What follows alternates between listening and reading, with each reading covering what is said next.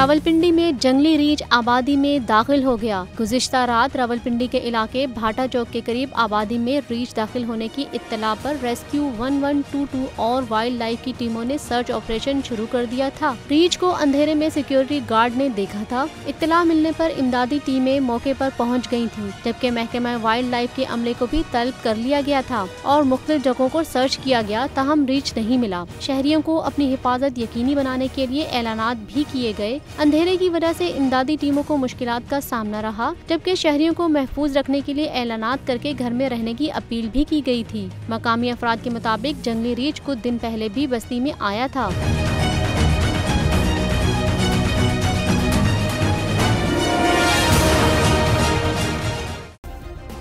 Subscribe करें और bell दबाएं ताकि कोई खबर रह न जाए।